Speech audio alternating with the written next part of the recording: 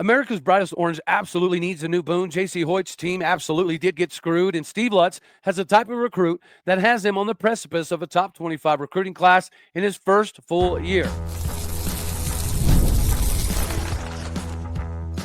You are Locked On Oklahoma State, your daily podcast on the Oklahoma State Cowboys, part of the Locked On Podcast Network, your team every day. Howdy, y'all, and hello, all. Welcome back to Locked On Oklahoma State, your daily stop for all things Cowboy and Cowgirl related. My name is Cody Stovall. I want to thank you kindly for stopping by to make this your first listen. We're available on all of your podcasting platforms, visually as well on YouTube. Find me personally on X at All Day O State. Today, we're brought to you by Nissan. What you need to do is get hooked up with the all-new 2025 Nissan Armada. Stay with us for the Armada Team of the Week later on in the episode. Meanwhile, we're going to shift gears into basketball. And Steve Lutz did take his team on the road to UCF, and while leading at halftime, we didn't quite get it done. The road record, you can consider it to be abysmal. The home record, you can consider it to be absolutely phenomenal. And clearly, when you see the emergence of Abou Ousmane, that indicates that Steve Lutz has a type. And his type has led us to the acquisition of a four-star center in Ben Ahmed. Ben, originally coming from Nigeria, has done some absolutely miraculous things and is just 3 years in the United States. And in that 3 years' time, he's been able to basically shatter a significant number of records. He scored 1,471 points, which is first all-time in his high school, 987 rebounds, also first all-time in his high school. He's never missed a game, 120 games played, first of all time, 109 games started, first all-time, 42 games with 10-plus rebounds, number one all-time in school history, 40 double-doubles, most of all time, made 57.1% of his shots, averaging 12.3 points per game, the third highest all-time in school history, and his 8.2 rebounds per game helped them win a national championship in 2022. He's also the single-season record holder when it comes to points with 654 in 2023-2024. He's also the single-season record holder in rebounds with 422 in 23-24. Whenever you look at his film, he seems to be somewhat reminiscent of Kenny Cooper to me coming out of high school. And yes, I did have the experience of getting to play with Kenny Cooper growing up before he moved to Louisiana. He grew up in Stillwater, obviously found his way back to Oklahoma State during the Terrell Harris, James On Curry, Marshall Moses days. And I do see a decent amount of his game in Mr. Ben Ahmed. And I don't think Ben's even close to where he's going to finally end up with his skill set. Now, he was originally committed to Miami, but Coach Laurinega stepped down due to some disagreements in regards to NIL, whatever the case may be. So they're allowing individuals to kind of get out of their commitments and go elsewhere. Thankfully, Oklahoma State has landed the services of the big man down low that can be classified as almost awkwardly sneaky good. He puts a spin on the ball like English on a pool table that sometimes from the trajectory of release doesn't really look like it's going to go in, but the way it spins off the backboard, it goes in, which gives him a significant amount of versatility down low, the ability to bang down low. He's obviously phenomenal when it comes to rebounding. Now, from a size perspective, some services have him at 6'9", 300. Some services have him at 6'10", 250. So let's split the difference. Say he's 6'9.5", 275 pounds. Whenever he gets in up and down the court shape, I think he's going to be a massive benefit to Oklahoma State. And I think this even accentuates the fact that Oklahoma State, with just three dudes, now has the number 28 ranked class in America. This is Steve Lutz's first real full season in recruiting. Last year, it was all about the transfer portal, bringing some guys like Brandon Newman with him, picking up some defensive dudes that had some athleticism in the portal.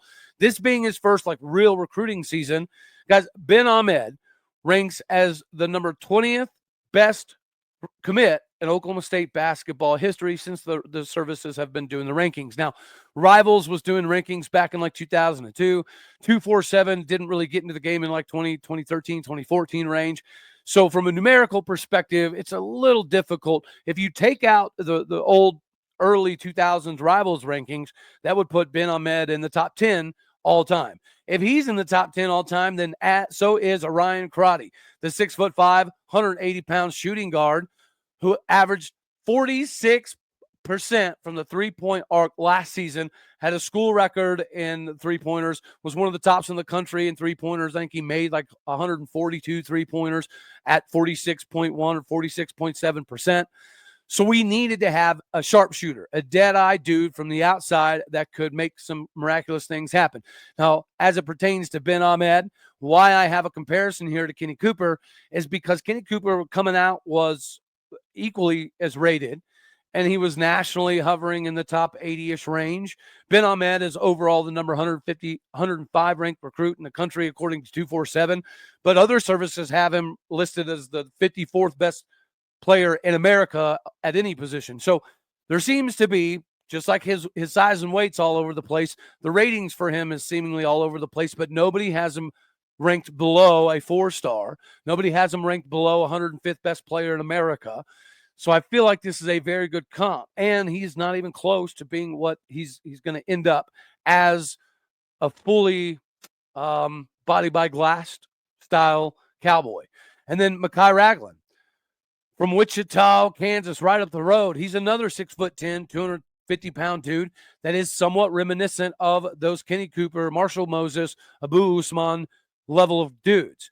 If Steve Lutz and the Cowboys find a way to bring in one more massive acquisition, this is a top 25 class, or it could be a top 20 class. If he brings in just another piece, like a traditional 3-star piece, we're still probably a top 25 class. If he brings in another massive get, another 4-star level dude, his first season as full recruiting dude at Oklahoma State, he's got a top 20 class. Is this the same as the Ford and Boynton top 10 classes that we're kind of accustomed to? Maybe not. But the biggest thing this season was protect Gal Graba. He's been able to do that. Clearly, he's got a sales pitch, and he's identified a certain style of player, a certain type of player. And if we have any indication on what next season could potentially look like, all we have to do is look at the versatility this season of Abou Ousmane. There's been games where he's kind of disappeared, but by and large, when we run the offense through him, we're usually productive. He's productive. He's been a very good addition to this team. And again, Steve Lutz kind of got hired somewhat late in comparison to some of the other schools across the country, including some Big 12 schools that did some firings, mid-season or a little over 3/4 of the way through the season. Oklahoma State didn't do that. I do think that we waited too long to make the announcement about moving on from Mike Boynton, and that did cause Steve Lutz to kind of get into the transfer portal game a little bit later. Obviously, he had identified these individuals while he was still at Western Kentucky, so that relationship was going to be huge for him getting all these guys to Stillwater. And I am thankful for this season.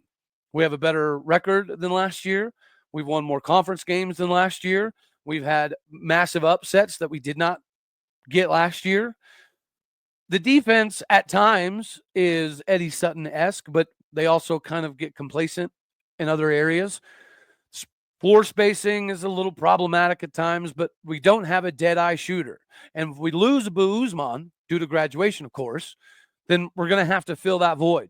Mekhi Ragland and Ben Ahmed, both are individuals that I think might need a little bit of strength and conditioning before they're able to get up and down the court the way that Steve Lutz is looking. But we still have Jennings coming back. He knows the system. He knows what to do. And he is more than adequate enough athletically to help these guys come along while also being a massive cog in the machine that will allow Oklahoma State to get up and down the floor. I have no doubt Steve Lutz has something else up his sleeve. And when he does that, then we get to have the conversation of a top 25 class in Stillwater, America in his first full year of recruiting.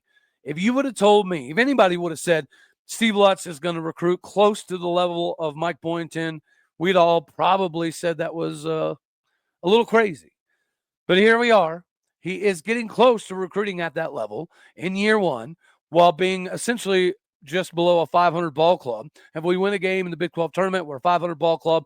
And from the current projections, it appears as though that would give us another opportunity at Iowa State. Now, of course, those numbers could change as far as the seeding, but if Oklahoma State's 13, 14, 12-ish range, I think it does set us up pretty well to make a little bit of a decent run in the tournament. Now, we're obviously in a position that we have to win the whole thing.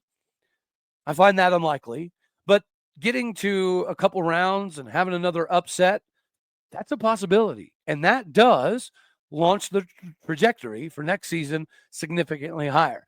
Speaking of launching trajectory, I got something. Ladies and gentlemen, Nissan is here to provide you with the Armada Team of the Week.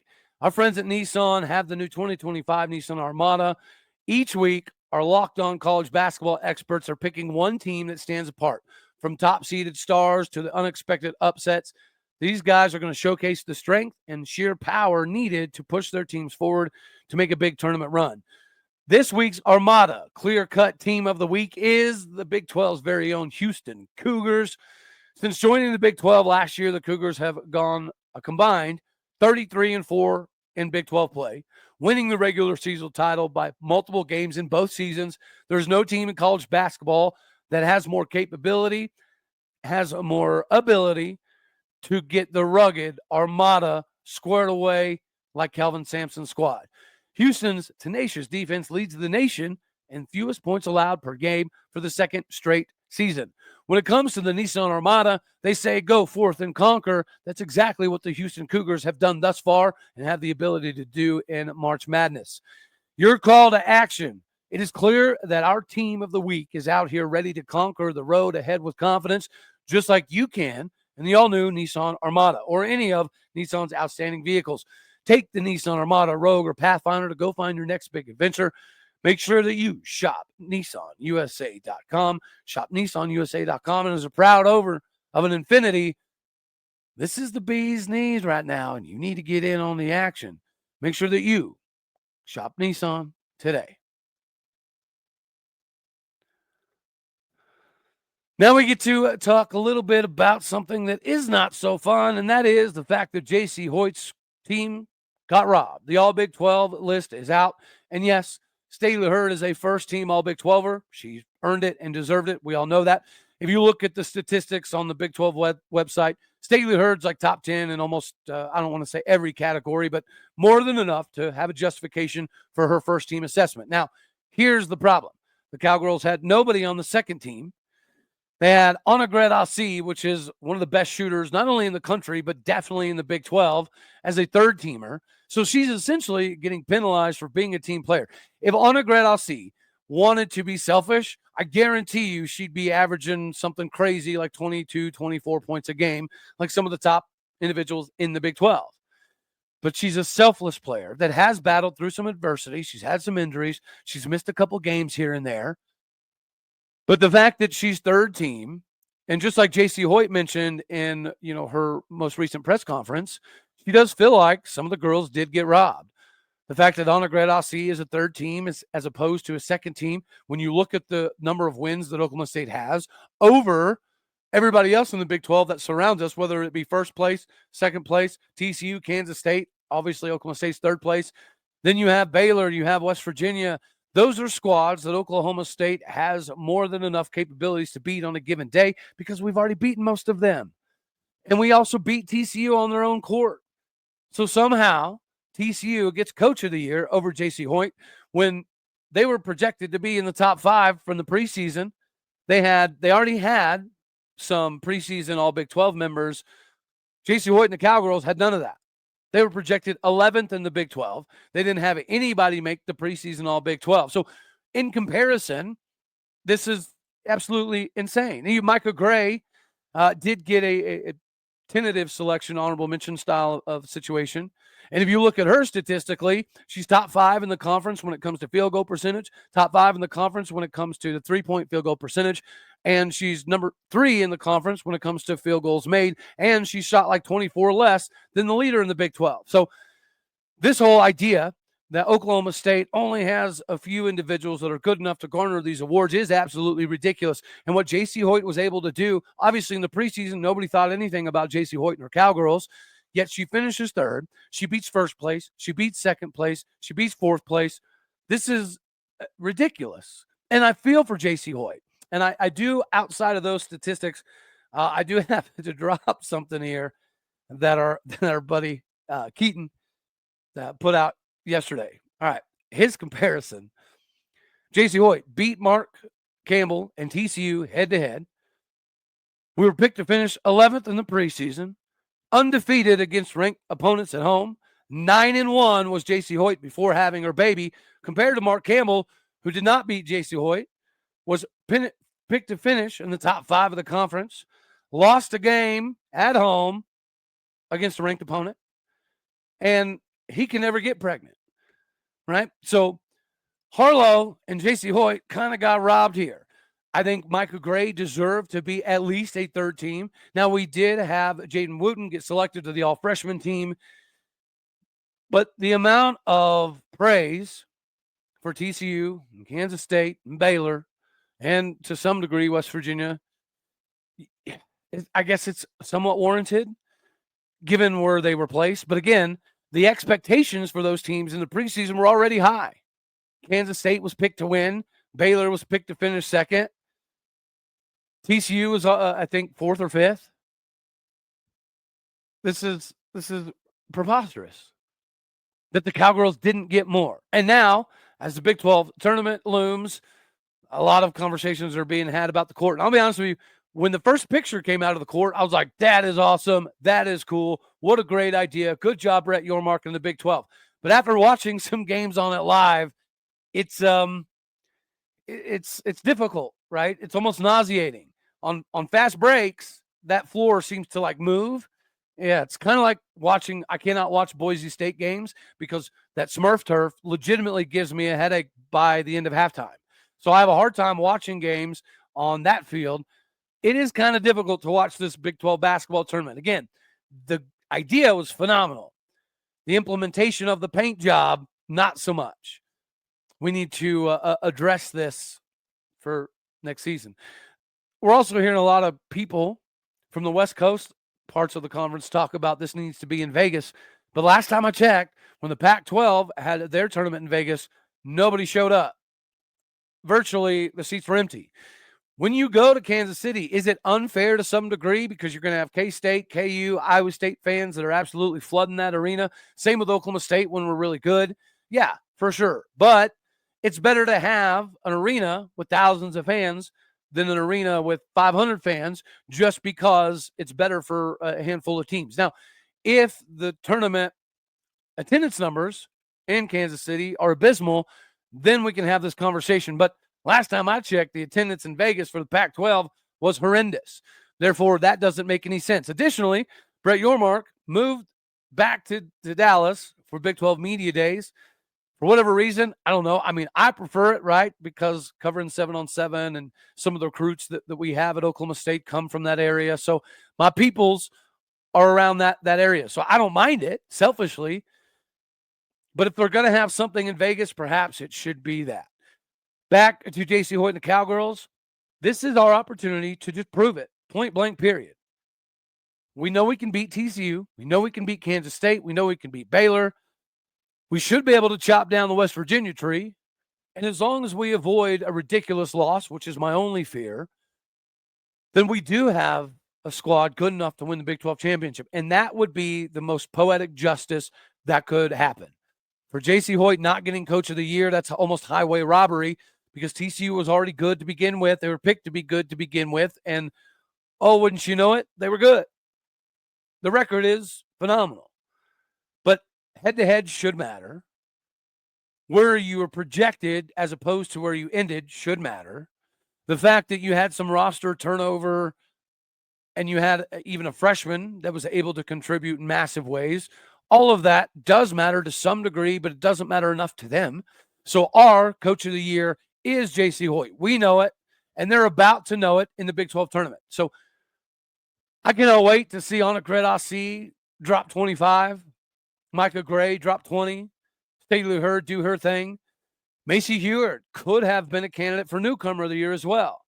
How many girls in the Big 12 have put up 30-burger games like Macy Heward? I mean, I don't understand the reasoning here.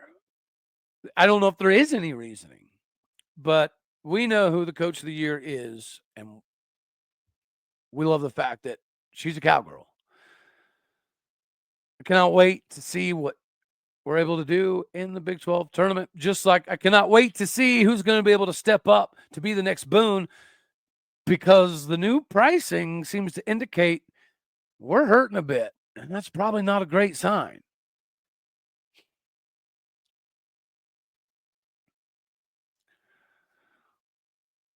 If you just got your season tickets renewed or you got your posse stuff figured out, you're feeling the hurt, you're feeling the pain.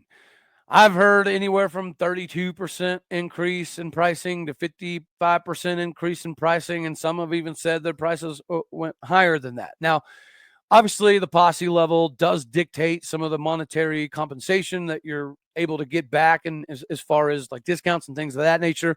But this does beg the question with Texas Tech's new Boone Pickens selling his company for like 4.5 or 4.7, whatever $billion. He's already vowed to be instrumental in getting Texas Tech on a completely different playing field. Oklahoma State had the benefit of Boone Pickens putting us into that atmosphere some years ago. And then recently there was an endowment that was earmarked for certain different things, some of it athletic, some of it academic, some of it for building, so on and so forth. And of course, Dr. Shrum is caught up in some stuff, and we're going to talk about that a little bit more in the next episode. But we need another Boone Pickens. Because if you go from a plus 120 surplus to a plus 10 surplus in just a few short years, that's typically indicative of an issue. And raising the prices for tickets and posse passes and parking and all of that, tailgate spots, increasing the pricing and pushing on the fans after a 3-9 season is an absolutely preposterous way to drum up more dollar bills. Now, do we need to pay more money eventually? Yes, absolutely. The fans need to pay more. I get it. It's a new day. It's a new age with NIL, transfer market, trying to keep people here, so on and so forth. So I'm with it. But at the same time, usually you up your prices when the product is so flippin' amazing that people are going to pay it. If you just had your worst conference record since 1994 and your worst season ever with Mike Gundy at the helm, why are we raising all these prices? To me, it's somewhat problematic because it shows that we're not really getting enough dollar bills externally. And I do know that we try to pinpoint certain donors a little bit too much. So some of the bigger donors feel like they're getting squeezed at every turn when there's other people that have capabilities to step up as well. Does Oklahoma State have another Boone Pickens level money guy? Well, probably not. But you got Mr. Cooper, W.W. Steele. You've got the Humphreys, right? Don, obviously, with ExxonMobil. And you have the Humphreys that also own Coney Island. And I know they've been instrumental in helping the last couple of years, especially as it pertains to the potential Pokes with a Purpose, NIL collectives, things of that nature. Tennis, of course, is a big deal. The McKnight Center, whatever. Raising other people's money is a big deal, but sometimes it feels like we've got this power vacuum once again that has caused a lot of dissension in the Board of Regents, president, AD level offices. We need another Boone. And I'm starting to question if Chad Weiberg is good enough at raising funding. Say what you want about Mike Holder, but donors loved Mike Holder. And donors were willing to fork over massive dollar amounts because of Mike Holder. So Chad Weiberg, he's young. He's exuberant. He's got an infectious personality. He's a true and true Cowboy that grew up in Galgaraiba. His brother was unfortunately part of the Remember the 10 plane crash. So we know that Chad Weiberg legitimately bleeds orange. But if he's not able to inspire more people to donate that have significant amounts of money, and instead you're going to pass it on to the fan base, you got to remember, Mike Gundy already knows how poor we are. So what is the expectation from Chad Weiberg and Oklahoma State? Is the expectation that after a 3-9 season, we're going to raise all of these prices a significant amount, and it's going to equal the same thing as it has the last couple of years? Preseason selling out of Boone Pickens Stadium with these numbers seems a little difficult to me. And again, if this would have happened before the last season, right?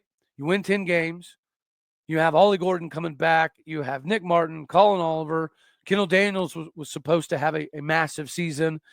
All of the offensive linemen, plus a couple additions.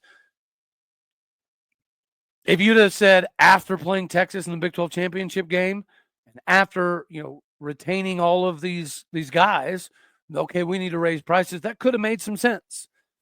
But after this previous year, what is the sales pitch? I don't get it. It doesn't make sense. It tells me, or at least leads me to believe, that we have some financial issues. And we know that there's a power vacuum with who wants to be the next swing king dangling donor. And some of those individuals have buddies in the Board of Regents, and it's not a good look. And if we're going to stay competitive, I don't think pushing the pricing on the fans is the smart move or the right move. It just be better. Make it make sense. The new NIL world, the new transfer market world, I'm with it. I get it. But why are we getting punished or penalized because our football team had a terrible season and we seem to have an inability to raise big donor dollar bills as much anymore?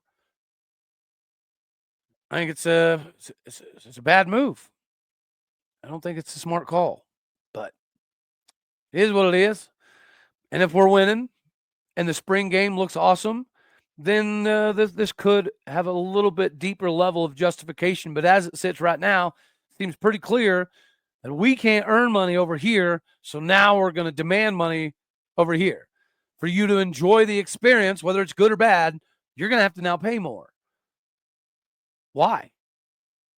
Can somebody say with a straight face that we have to do this? And I understand there is potentially an argument that, well, if we don't do this, we're going to have another 3-win season. Again, possibly, yeah. But after a 3-win season, you cannot be pushing the money and the cost on the people that are there to support. It's preposterous.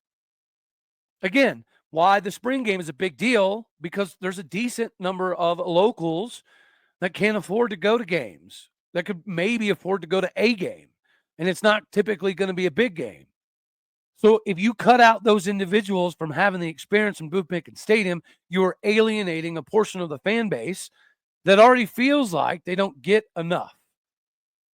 I don't like it. I think it's a bad look. I think Chad Weiberg needs to do better. Be a salesman. How can Mike Holder do it when we were terrible, but you expect the fans to pay for everything now?